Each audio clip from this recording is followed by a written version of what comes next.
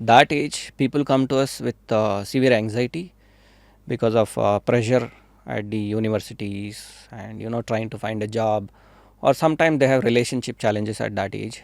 So there's a lot of anxiety, frustration, irritability, sometimes addictions are sometimes they are not really just for fun, but they have a deep rooted trauma in them. Just to cover up that, they get into certain addictions.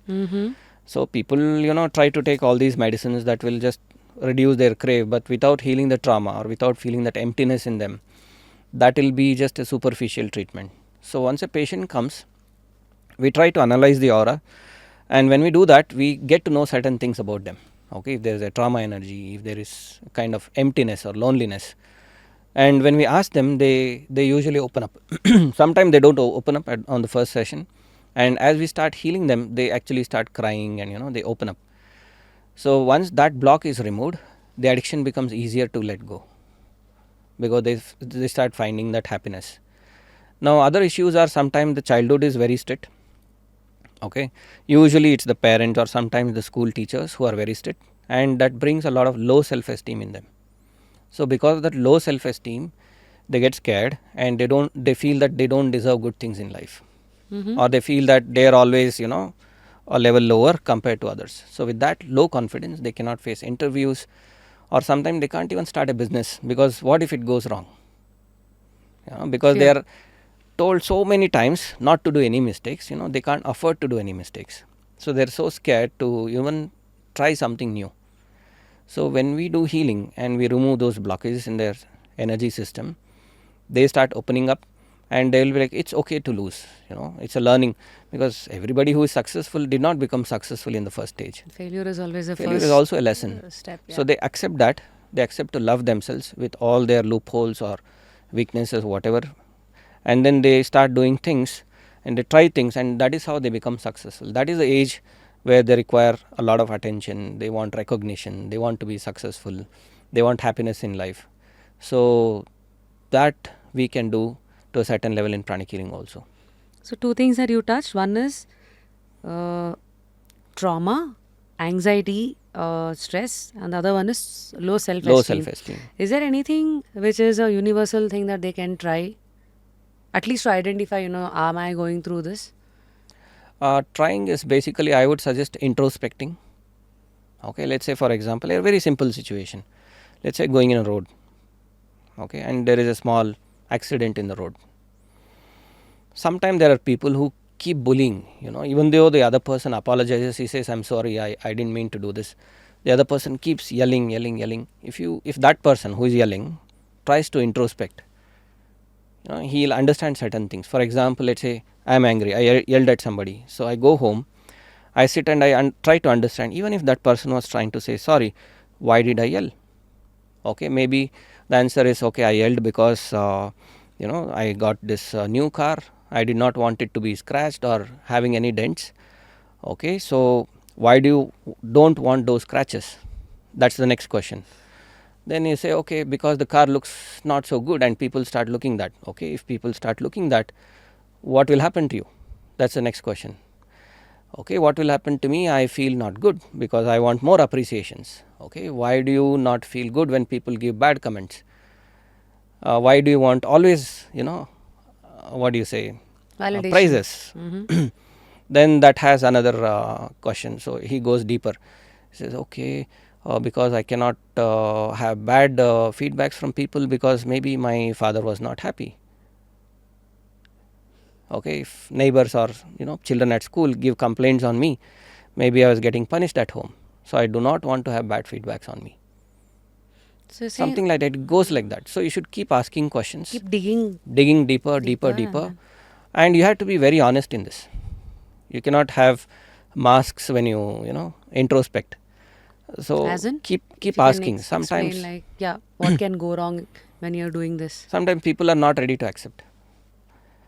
Okay, they don't accept. They feel that I am good, but they feel they're not being very honest, because the moment they say I'm good, they're trying to cover up something, because everybody cannot be good in everything. So once there is something broken inside, we try to cover it up. That is how we cover up our egos. A person who is actually very broken inside, he'll exhibit a lot of pride outside. What is inside is the opposite is coming outside. So a person who is very weak inside, he tries to be more aggressive outside. You understand? So by doing this, you can actually understand, okay, these are my flaws and I have to improve this. And once this understanding comes, there are a lot of help available outside. There is counseling, there is pranic healing, there is meditation, there are a lot of different methodologies that are useful to people. And one can choose whatever suits them.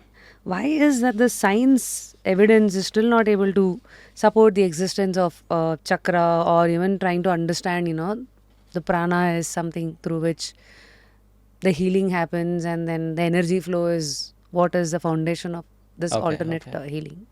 See, pranic healing, we actually do not know when it started. It's like asking when did Hinduism start. So since ages, rishis, prophets, messiahs from various religions, they did practice energy healing. They used to transfer and perform miraculous healings or give blessings, do something.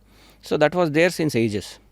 Now, why is the science not still not recognizing it? It is in the process. I'm not saying it's not fully recognized. I'll give certain explanation on the researches that we have already done.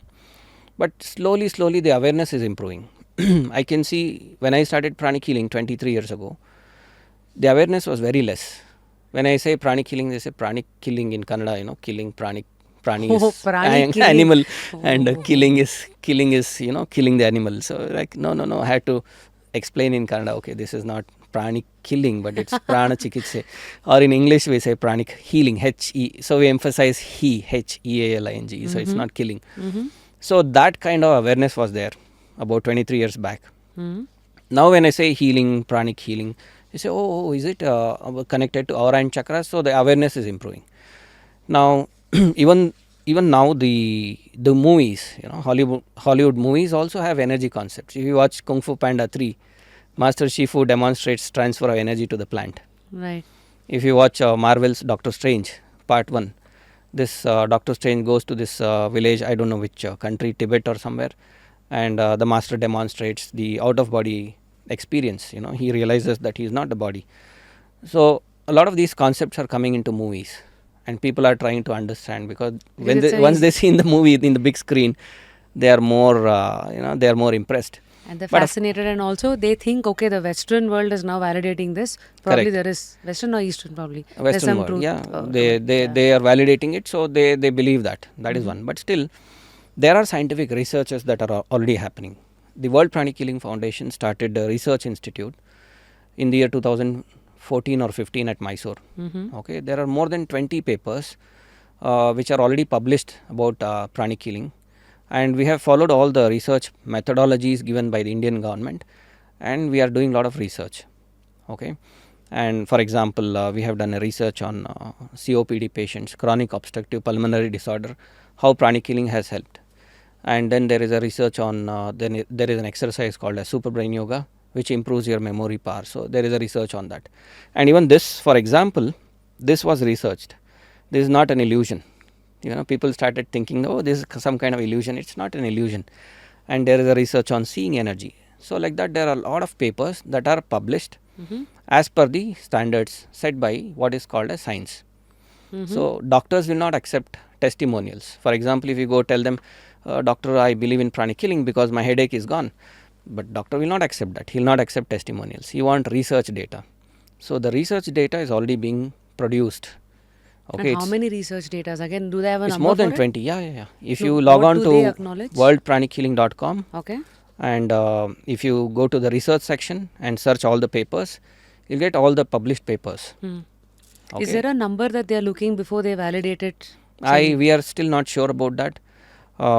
Probably in the coming years, we want to get recognized by the Ayush department at least as an alternative medicine, and then we are looking at more scientific research and introducing this to universities and other educational modalities where people at large will understand the science.